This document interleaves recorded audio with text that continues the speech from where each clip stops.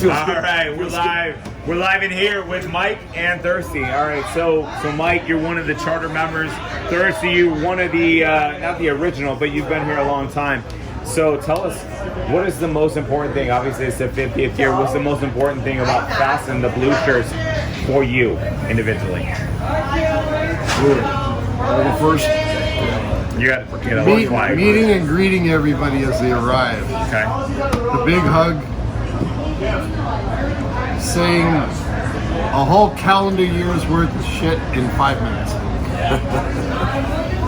Well, it takes a little longer than that, but I see what you're saying. No, but we continue on and on and on. And another thing. Yeah. Ta-da. I don't know. For me, geez, where do you start? This is my 44th year.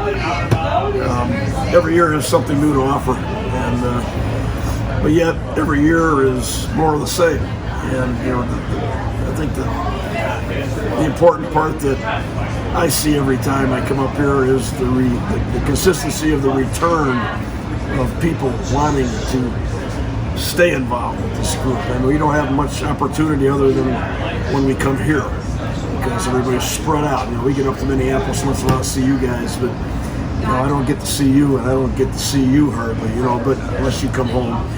But at least we got something to count on. We know when we come here that these guys are going to be here. We got an opportunity to put it back together. Not once, maybe twice. We do the Spring Fest, Freeze Fest thing. So, it's a reunion. I look at it as a reunion, like a family reunion. Great way to look at it. We are a family. Yeah. So 2 points, right? So what is your favorite memory individually? Your favorite memory of Oktoberfest or the blue shirts together? I've got so many. I got probably the single thing that stands out in my mind was when my wife got smuggled in here on my 25th back in 2000. I had no clue. These guys had me baited the whole way. Glenn was involved to a big degree, had the shirts made up for these people. He told me I was running it back then. He's got some couple of rookies coming, and he fed me everything I needed to know. Yeah. But I never had a reason to pick up on an issue, until that day when we're doing the picture thing down there at the river, and everybody's in line to get my greeting line, and they bring that frickin' hubcap up and strap it over my shoulder for a medallion. Still got that hanging out. Okay, I took that off a car out of the parking lot. And Glenn comes up, gives me a big congratulations, and he plants a kiss right on my lips. I'm going, what the? And by the time I shook it off, he was already disappeared. And Sal's standing right there in front of me. I had no idea. She was hiding behind him. And right behind her is Mikey. And that first thing I looked at her and I go, how the hell did you get here? And she points over her shoulder and Mikey's standing right behind her. Okay. I got it all figured out. That was cool. That's cool. Fantastic. That was a cool. That was probably great. the best thing. Neil, same question. My favorite part was, we're going back, 25 years ago, when Doc was just got discharged. 92. 92. He was in Iraq. He was coming. Well, we called him the year before. From the fest grounds. We called him from the fest grounds to Iraq on cell phone.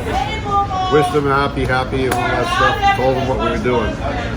The following year he came back, he got discharged, he came to the fest grounds, and we had a magician up on the stage asking for volunteers. Well, he's front and center, he's up there. The magician hypnotized him. He started singing songs that he didn't even know he knew. Elvis Presley and Jesus, Joe Cocker and all this other stuff. And he was dancing just like the Rolling Stones, back and forth. The magician went like that, bing, didn't remember it. All over. That was my favorite time. I pissed my pants at that. That's fantastic. That's fantastic. All good. So, Mikey, first question for you. Neil, second. Right? How many rookies have you brought into the Blue Shirt organization? Directly or indirectly? Probably directly. Jeez, probably not all that many. I mean, pretty much anybody from Illinois that came up, you know, Holkey, Corky, Ketch, Stubby, all these guys, you know, there's probably 6 or 8 guys from down there that I brought up. But you got to remember, when we started this, it was just the 4 of us in '76, and Bill Dillon was a big part of it. And he was doing the same recruiting on the North End. I invited Bill down. So we didn't have rookies at that time. We didn't have shirts or awards or any of that stuff. But we were just trying to have a good time. You know? Yeah, right. 4 guys got together, and then after that, it started to grow a little bit. So that's why I say directly or indirectly. I mean, indirectly, just about everybody that's here, one of us 4 is responsible for them being here. Yeah. You know, so we didn't invite them, but we invited those who invited those who invited those. Sure. That type of thing. But I'm just glad it's worked out as well as it has. It's awesome. Yeah, Neil, same question. Directly, I would probably say Klink, Colonel Klink. He and I worked together for 8-9 years, I think it was. Yeah, and then Connie and Neil. And yourself. Yeah. Wow. Connie, Neil, yourself, my sister, Nicholas, and Grace Ann. I don't know if it's directly or indirectly, but I'm attached to it, you know. Yeah, right. That's how it is, right? And I can see it's going to start growing and growing because Nicholas has got sisters. Yeah. Everybody's got everybody that has a friend. That's how it's got to be what it is today. Listen, Nick is being selected. He's recruiting out there in New York, but he's got a talent show he puts on to see if they're worthy of coming. He tests them out. And he hasn't found one yet that he's willing to bring. He hasn't. He does the qualifying. Yeah. I was impressed with his attitude. So being at the 50th year, what are you looking forward to the most for this year? Tomorrow. What about Big Al? Big Al. Okay. I mean, a lot of stuff's going to be talked about. We're going to have a lot of There's going to be a lot of good stuff. some speeches, and going to be JB. It's his moment. Yeah. It's his 50th year. He's the only one right now. Next year it'll be Tommy's turn. Tommy's for sure. I'll be about 5 years after that. But tomorrow we get to talk about these guys, and these guys get to talk back. Be right with you. All right, Neil. Same thing for you. Same question. Every year I reminisce about my sponsor, this tall guy, and he lived across the street from me. Had a lot of fun, awful lot of goddamn fun. I miss him a lot. Right here, tall guy. He said, "Neighbor, you have to come to the fest. If you come with me this year, you'll never miss another one." And this year, the 50th anniversary is 32 years without a miss. That's amazing. That's awesome. He wasn't lying. He wasn't lying. No. So back to the 50th year, right? So it's JB's 50th this year. Right. What's your favorite story of JB or favorite joke with JB? JB, he's got so many. I mean, we can go from when he got kicked out of the fest grounds for spitting beer one time, to the bald eagle, to the blue eagle, to but it's a majestic big bird. Hey, listen, he got divorced. This is probably one of my favorites about JB, and this will mean something. He got divorced from his wife.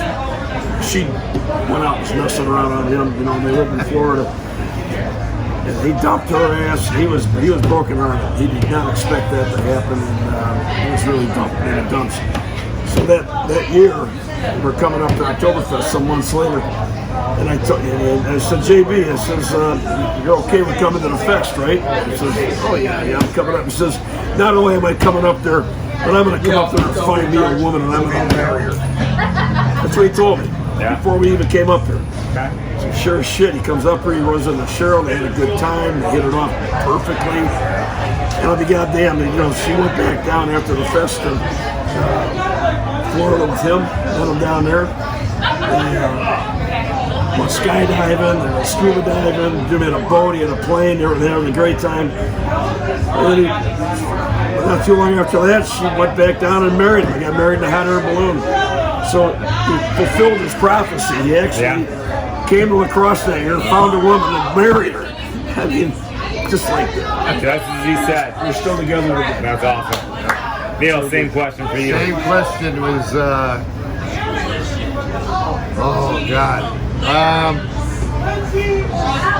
Every night, in the first 10 years that I got here, there's a gradual earthquake building and building and building.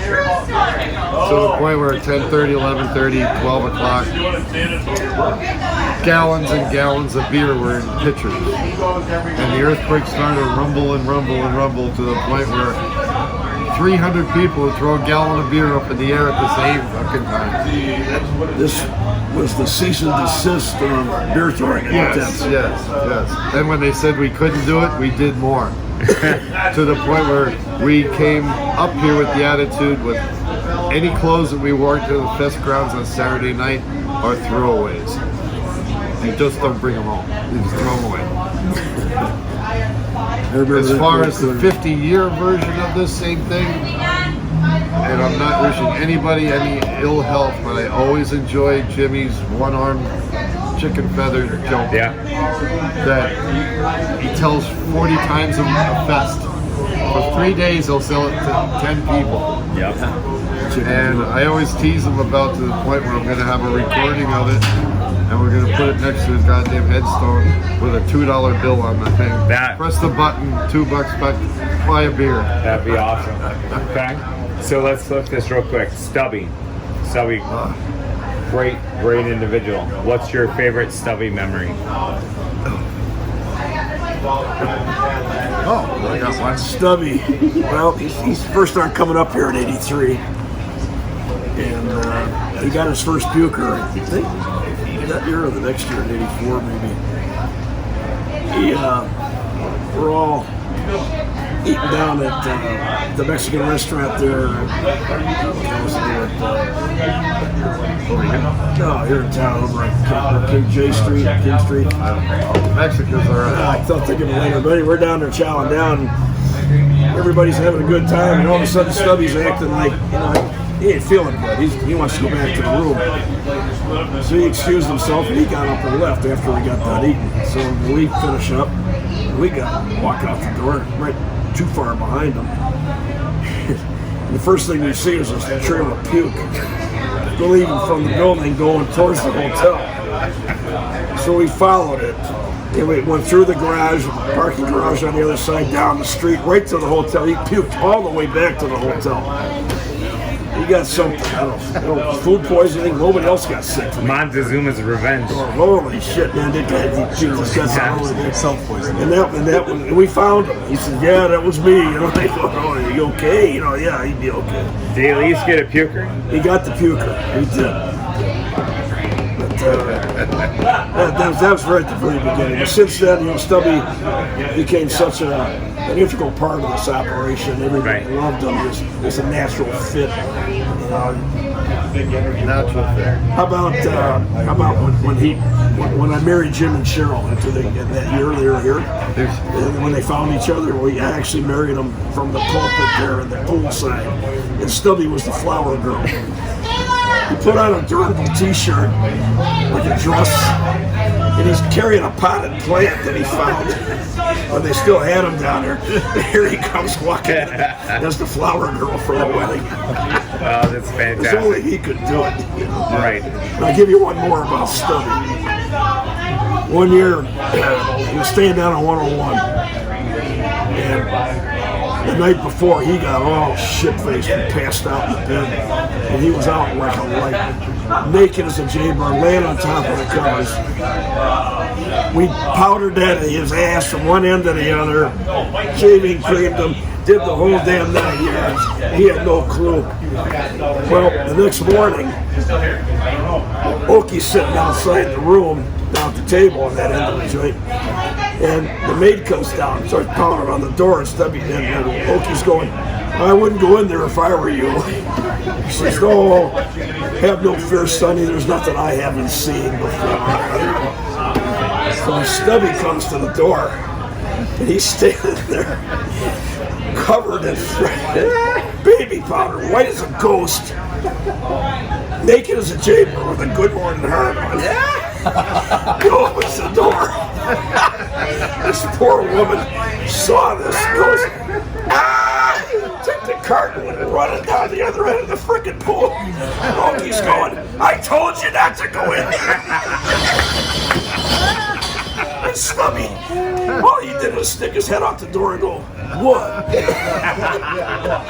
Oh, that's fantastic.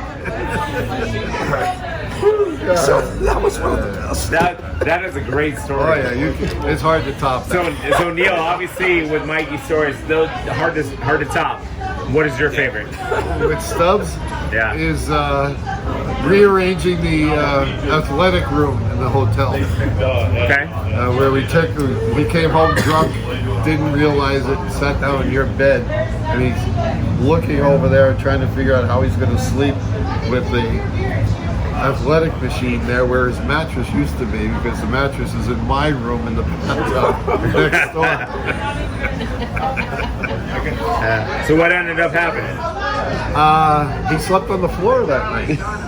He had no way of moving. He didn't want to needed pedal three through the people night? to pick this thing, what do they call it, a roll-a-thon or Yeah. some goddamn thing. He couldn't pick it up himself. I'll go back, I'll flashback 15 years earlier than that. Every time that man came off the shuttle bus with your plane, got off the shuttle bus, every employee of the hotel scattered to get rid of all the plants in every level of the house. Every potted plant disappeared. As soon as Stubby showed up, they're like, fuck it. we're Goodbye, done. goodbye. Yeah. Everything was goodbye. That's great. That's fantastic. I miss him. We do miss him. We miss him, but we always honor him every goddamn day. Everybody here, the 150 people that are here today, everybody will toast him. Yes. We'll do that tomorrow.